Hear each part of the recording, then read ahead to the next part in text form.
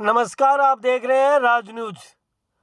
कोटपुतली में master plan लगाने का मामला आजाद चौक में कल हुई तोड़फोड़ के कार्रवाई के विरोध में जयपुर ग्रामीण सांसद राज्यवर्धन सिंह राठौड़ मिले आज परिवार से। राठौड़ ने कहा कि भाजपा सपोर्टेड कार्यकर्ता व वोटरों को जानबूझकर किया जा रहा है टारगेट। व्यापारी को बिना सुने ही तोड़ दी पूरी बिल्डिंग। कोटपुतली में चल रहा है तानाशाह रवैया, आने वाले समय में जनता देगी इनको जवाब।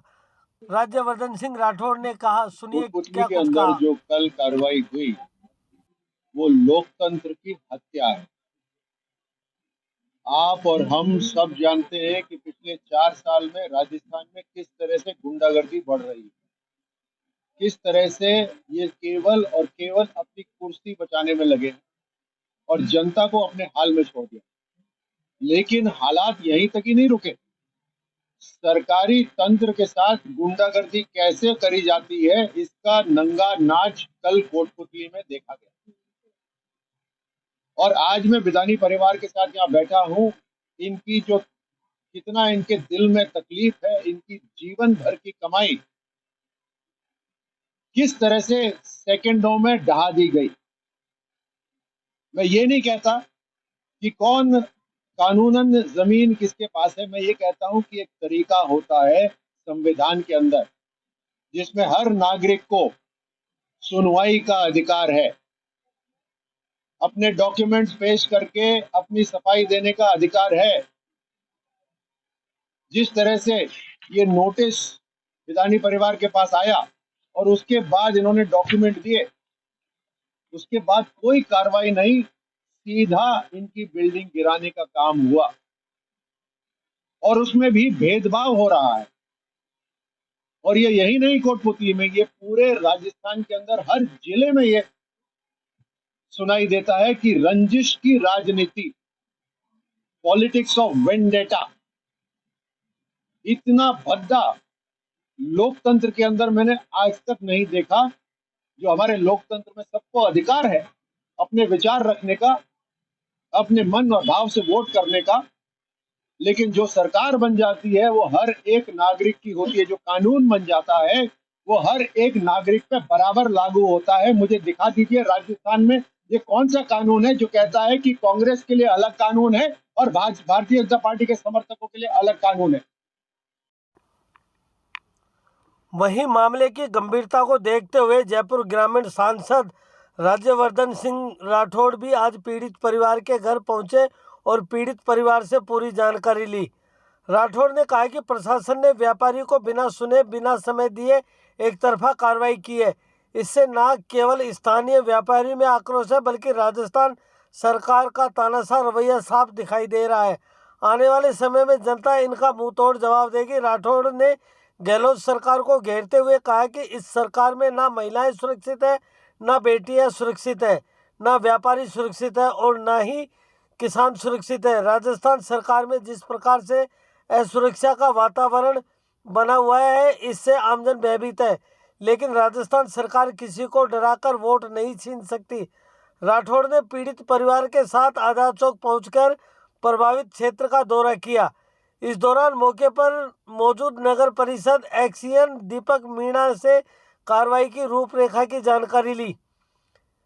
नगर परिषद की एक तरफा कार्रवाई पर नाराजगी जताई। जहां एक तरफ राठौड़ पीड़ित परिवार को उचित कार्रवाई का भरोसा दिलाकर लौट गए, वहीं अब पीड़ित परिवार आजाद चौक में ही धरने पर बैठ गया। ठिठुरती सर्दी में पीड़ित परिवार सड़क पर धरने पर बैठा हुआ है। धरना स्थल पर पहुंचे पूर्व संसदीय सचिव रामस्वरूप कसाना ने भी नगर परिषद की कार्रवाई को लेकर नाराजगी जताई। वहीं भाजपा नेता मुकेश गोयल ने भी नगर परिषद की कार्रवाई को बहुत ही अप्रिय घटना बताया। आपको बता दें कि वहीं विद्युत विभाग द्वारा हटाई गई संरचना के ऊपर ट्रांसफार्मर लगाने के लिए पहुंची, लेकिन व्यापारी के पहुंचने पर विद्युत विभाग के कर्मचारियों के प्रति विरोध भी किया। ट्रांसफार्मर का खंभा नहीं लगाने दिया और पूरा परिवार, महिलाएं व बच्चे सहित धरने पर बैठ गए। वहीं पुलिस का जाब्ता भी मौके पर पहुंचा। कड़ाके की ठंड के बीच बिदानी परिवार में भाजपा नेता मुकेश गोयल, आरएलपी के महासचिव रामस्वरूप कसाना, व्यापार महासंघ के सुरेश मोठुका आदि लोग धरने पर मौजूद रहे। आपको बता दें कि अभी भी धरने के ऊपर बैठे हुए हैं। इतनी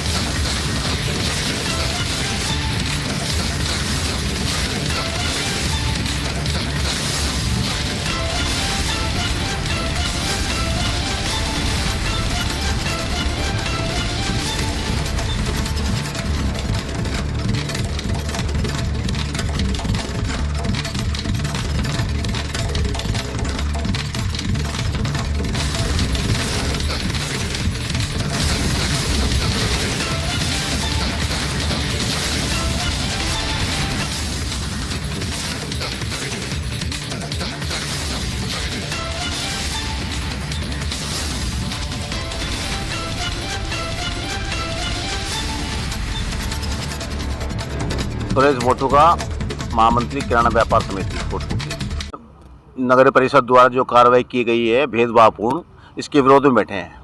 कैसा भेदभाव? भेदभाव ये है कि एक आदमी की संपत्ति को व्यक्तिगत रूप से कि ये भाजपा का कार्यकर्ता है इसलिए इसकी तोड़ दी जाए, एक व्यवस्था तोड़ी गई है, ये गलत है। इस कार्रवाई के विरोध में बैठे हैं हम। व्यापार मंडल की कार्य उसमें कोई ऐसा कोई भेदभाव नहीं होता जिस प्रकार से इस यहाँ पे भेदभाव हुआ है। बताए अब आपको नहीं दिख रहा है कि सामने तो एकदम सुरक्षित है, इधर एक साइड तोड़ी, इसके बगल में नहीं तोड़ी गई है दुकान, तो ये क्या भेदभाव नहीं दिख रहा है आपको? कितने लोगों को नोटिस दिए गए थे, कितनी कार्रवाई की? इनको कोई नोटिस दिया था, 10वें महीने में नोटिस दिया गया इस पार्टी इनको बिदानी जी परिवार को, और उसके बाद इन्होंने अपने कागजात वहाँ पेश किए हैं। उसके बावजूद इनके पास कोई नोटिस नहीं है। शनिवार को इनकी दुकान पे चस्पा करके गए और रविवार को एक कार्रवाई कर दी, सोमवार को एक कार्रवाई सुबह 6 बजे कर दी गई। ये बिल्कुल इनको टाइम ही नहीं दिया गया, नहीं इनकी बात सुनी गई। ये इसके विरोध में हम यहाँ बैठे हैं। डिमांड ये है कि ये जो भी नगर परिषद ने गलत काम किया है, इसको जो भी अधिकारी हैं इनको इनके बारे में हम उच्च अधिकारियों को शिकायत करेंगे व्यापार मंडल से, और हम मीटिंग करके अनिश्चितकाल व्यापार मंडल की तरफ से, महासंघ की तरफ से व्यापार बंद करने की भी कोशिश करेंगे। ये सबसे पहले तो मैं ये बताऊंगा कि मास्टर प्लान के नाम पर लोगों को बेवकूफ़ बनाया जा रहा है। मास्टर प्लान लागू हुआ 2011 में, जब मैं खुद विधायक था, और उसमें सघन आबादी वाले में कहीं किसी प्रकार की, कहीं भी पूरे हिंदुस्तान में चले जाओ आप, कहीं ऐसा कुछ नहीं है कि वहाँ तोड़ फोड़। बाकी आप व्यापारियों को आपस में जिस प्रकार से गुमराह करके उन्होंने जो मनमर्जी कार्रवाई की है, उस सब के विरोध में हम लोग यहाँ बैठे हैं। दूसरी सबसे बड़ी बात है कि जहाँ हम लोग बैठे हैं उससे इन लोगों ने ये कहा कि हम 40 फुट का रोड करेंगे, 40 की बजाय इन्होंने 50 फुट 60 फुट तक तोड़ दी, तब तक किसी को कोई वो नहीं, लेकिन एक व्यक्ति विशेष के रूप में जिस प्रकार से लोगों को धमकाना, डराना और जो भय व्याप्त करने की जो कोशिश कर रहा है प्रशासन, उसका विरोध है। और ख़ास तौर से जहाँ हम बैठे हैं वहाँ कम से कम 120 फुट का रोड है, फिर किस आधार पे तोड़ा और क्यों तोड़ा, इसका कारण क्या है? तोड़ने का कारण तो होगा ना कुछ, भाई किस कारण से तोड़ा गया? सबसे मुख्य बात तो ये है कि भाई क्यों, जब आप बगल वाली दुकान नहीं तोड़ रहे और कुछ सामने नहीं तोड़ा, इसी को क्यों? व्यक्ति विशेष को टारगेट करना मैं समझता हूँ कि इस प्रकार का जो घिनौना काम किया है। कल भी आपने देखा होगा जैसे पुस्तकालय में था, पहले प्रशासन ने स्वयं ने वहाँ निशान लगाए, लोगों ने अपनी अपनी दुकानें तोड़ के शटर लगाए, लेकिन चूंकि उनके पास मंत्री का पेट भरा नहीं और वहाँ पैसे पहुँचे नहीं, तो फिर उन सभी दुकानों को तोड़ा गया। उसके जस्ट सामने जैसे ही जो बंसल, वहाँ भी यही स्थिति थी, वहाँ तोड़ने के बावजूद लोगों ने शटर लगाई, फिर तोड़ दी। आपका मापदंड क्या है? सबसे दुर्भाग्यपूर्ण बात तो ये रही, कोटपुतली का जो व्यापार महासंघ है वो सबसे पहले जो आज इन्होंने कदम उठाया है, ये बहुत पहले उठाने की आवश्यकता थी। और कुछ लोग, चंद लोग जिस प्रकार के जो सियासी खेल खेल रहे हैं और उसी भावनाओं के अनुरूप कोटपुतली को उजाड़ने की उनकी जो मंशा है, वो चाहते हैं कि पूरे कोटपुतली को उजाड़ा जाए, लोगों को बेघर किया जाए। और ख़ास तौर से उसी बहकावे में आप आए व्यापारी भाइयों को ये कहा गया कि भाई सुंदर कोटपुतली बनाएंगे। सुंदर तो बनाया आपने, इसलिए सुंदर बना दिया कि अब किसी व्यक्ति को, ख़ास तौर से आसपास की 4-5 तहसीलों को बानगढ़ और अजबगढ़ में जाने की आवश्यकता नहीं, कोटपुतली को ही बानगढ़ अजबगढ़ बना दिया इन लोगों ने। और इनकी खास तौर से अब देखिए, जो व्यापार महासंघ के अध्यक्ष थे, एक बार वो किसी बात के लिए उन्होंने कहा और ऐसा रवैया प्रशासन का कि उनको भी अगर दमखम, मैं समझता हूँ इससे बड़ी विडंबना लोकतंत्र में हो नहीं सकती, जिस प्रकार का भेदभावपूर्ण कार्य जो कर रहे हैं। और कोई अधिकारी कोई ये नहीं बता रहा कि भाई हमने इस आधार पे तोड़ा है, कुछ तो आपका मापदंड होगा। अभी कोई अधिकारी आपको मिले हैं? नहीं, अधिकारी तो आ ही नहीं सकते ना। अधिकारियों को तो जो वो मान लो जो गृह मंत्री जो बोलता है वो करते हैं, उनको तो पता ही नहीं क्या करना है। उसकी तोड़ के आ जाओ, उसी की तोड़ के आ जाएंगी, वो कहेंगे वहाँ चले जाओ, वहाँ चले जाएंगे। अभी जैसे तो उसको फर्क क्या पड़ता है? बाहर का आया हुआ व्यक्ति है, उसको फर्क क्या पड़ता है? वो क्या जाने कोटपुतली की पीड़ा को। क्योंकि देखिए, जब भी घर उजड़ता है तो उसमें अपने भाइयों को पीड़ा होती है, लेकिन जो दूर बैठा हुआ व्यक्ति उसको क्या पीड़ा होगी? तो हम कोटपुतली के होने के नाते हमें इसलिए पीड़ा है कि हमारे भाई आज जो व्यापारी भाई हैं वो परेशानी में, इसलिए हम लोग रात को भी इस वक्त बैठे हुए हैं। अब उसको क्या पता? वो तो खुद व्यापार ईस्ट इंडिया कंपनी है, बाहर से आई हुई कंपनी है, वो सिर्फ अपना व्यापार स्थापित करना चाहता है। ये बात जाकर अब व्यापारी भाइयों के समझ में आई। अगर यही बात मैंने पहले भी कहा था, आज भी कहना चाहूँगा, कई लोग कहते हैं कथनी और करनी, मैं फिर भी कहता हूँ, आज भी कहना चाहूँगा कि रामस्वरूप का सन है, कथनी और करनी में अंतर नहीं। मैंने पहले भी कहा था, अगर आप लोग एक हो जाओ तो मैं वादा करता हूँ अगर एक ईंट भी टूट जाए तो कोटपुतली में रहना छोड़ दूँ। और आज भी यही कहना चाहूँगा कि अगर आप लोग सब लोग एक हो गए, जितने भी व्यापारी हैं, जितनी दुकानें टूटी वो सब बनने कर वापस तैयार हो जाएंगी, पर एकता आपको ही करनी पड़ेगी। ये नौकरी इसलिए कर रहे हैं कि कुछ लोग इनको जिस प्रकार से, देखिए सबसे बड़ी विडंबना कोटपुतली में क्या है कि जैसे ही जो दुकान टूटती है और उसी टाइम इनको लोगों से इतना पैसा वसूला है। अगर इन लोगों के सही मायने में की जांच हो ना तो पता चल जाए किस प्रकार की ये स्थिति बनी हुई। एक बात और कहना चाहूँगा, अभी हम जब यहाँ बैठे थे, हमने सम्मानीय जो RLP के मुखिया हैं उनसे भी बात की और बेनीवाल जी ने विश्वास दिया कि अगर कोटपुतली का व्यापार महासंघ उसके नीचे धरना लगाता है, अगर कोई बात भी होता है तो वो स्वयं भी यहाँ आकर और हम सबका हौसला बढ़ाएंगे। मैं इतना विश्वास दिलाता हूँ व्यापार भाइयों को कि जो भी दुकानें टूटी हैं, फिर मैं कह रहा हूँ, लोग फिर इस बात को फिर मैं कहना चाह रहा हूँ कि जो भी दुकानें टूटी हैं, अगर ये सब एक है तो वापस भी बन सकती हैं, लेकिन सिर्फ फ़र्क ये है कि व्यापार महासंघ के बैनर तले सभी लोग आए। तो कोई दो राय नहीं है कि वर्तमान नगर परिषद और यहाँ का जो राजनीतिक नेतृत्व है वो पक्षपातपूर्ण रवैया करके और अलग अलग हिस्सों में लोगों में फूट डाल करके इस पूरे काम को अंजाम देने में लगे हुए हैं। आज तक नगर परिषद यह नहीं बता पाई स्पष्ट रूप से, न प्रेस को न मीडिया को, किसी भी माध्यम से, कि मैं इस डॉक्यूमेंट का सहारा लेकर के ये सड़क चौड़ी कर रहे हैं, जबकि मास्टर प्लान के नाम पे चौड़ी करना बताते हैं। कभी किसी सड़क को 40 से 60 फीट करना बताते हैं, कभी किसी सड़क को 30 से 40 फीट करना बताते हैं। जबकि मास्टर प्लान में भी कहीं पर नहीं लिखा हुआ था कि किस सड़क को कितना फीट कम करेंगे, और सघन आबादी में तो कोई मास्टर प्लान लागू नहीं होगा। और सबसे बड़ी हैरत अंगेज करने वाली बात तो ये है कि ये हर किसी के मकान को अतिक्रमण बता देते हैं। क्या अतिक्रमण किसे माना जाएगा? जितना पट्टा जिस व्यक्ति को दिया हुआ है नगर पालिका ने, उस पट्टे से ज़्यादा भूमि पे यदि कब्जा है तो ही अतिक्रमण माना जा सकता है। लेकिन पूरी की पूरी पट्टेशुदा भूमियों को इन्होंने बिल्डिंगों को तोड़ दिया और उनको नेस्तनाबूद कर दिया, और उसके अंदर भी सब लोगों के अंदर इस प्रकार का पक्षपात किया गया, जिसे चाहा उसे उतना मौका दिया। और यहाँ तक कि तो इन्होंने अनेक दुकानों को भी ये कहा कि आप बना लीजिए, उसके बाद दोबारा उसके ऊपर पंजा चला दिया कि उसने अपनी दोबारा बनाई, तोड़ी और जितना फीट छोड़ा छोड़ दिया इनकी सहमति से। उसके बाद दोबारा 2 फीट 3 फीट के लिए दोबारा से उनका व्यापारियों का नुकसान पहुंचाया। और अभी भी जो मामला कोर्ट में चल रहा था लगातार, और उसमें शनिवार को सुनवाई हुई, सुनवाई के दौरान सोमवार को सुनवाई पे रखा हुआ था, शनिवार की रात को इन्होंने एक नोटिस चस्पा किया 24 घंटे के अंदर खाली कर लीजिए और हम इसे तोड़ेंगे, और सोमवार की सुबह 6 बजे और इसको तोड़ दिया गया। क्या नगर परिषद ये बताए आज इस खाली ज़मीन पर भी किस हैसियत से वो काबिज होना चाहते हैं? क्या किसी उनका स्वामित्व का उनके पास कोई पत्र है क्या? ये ज़मीन नगर परिषद की है, तमाम लोगों को बेघर करने में लगी हुई है, ज़मीन हड़पने में लगी हुई है।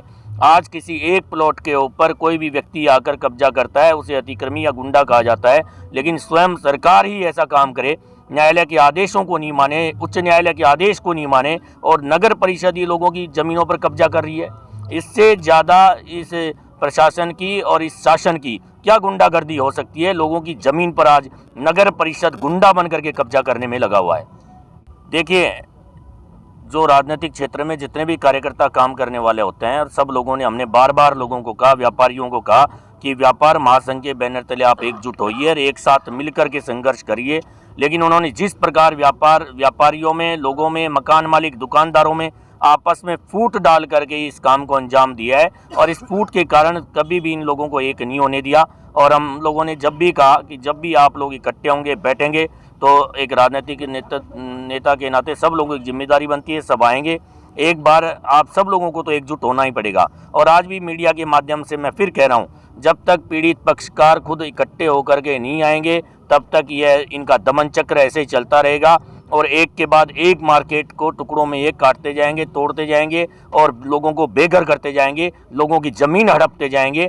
अभी एक जगह में आधे हिस्से को तोड़ दिया, कल जब तक उसको साफ करके करेंगे दूसरे हिस्से पे ले लेंगे। लोग क्या समझ रहे हैं कि मेरा नंबर नहीं आ रहा है, सबका नंबर धीरे धीरे ये योजनाबद्ध तरीके से ले रहे हैं। लेकिन मैं फिर, जब तक व्यापारिक बंधु या जो भवन मालिक हैं वो, या जो किराएदार हैं वो अलग अलग हिस्सों में ना बैठ के इसके खिलाफ संघर्ष नहीं करेंगे, तब तक इस काम को अंजाम नहीं दिया जा सकता है। आज जब प्रथम बार नगर पालिका तिराए पर जब व्यापारी और वहाँ के भवन मालिक, किराएदार जब बैठे, तो उस काम को भली बात ये लोग नहीं कर पाए और इनको पीछे हटना पड़ा।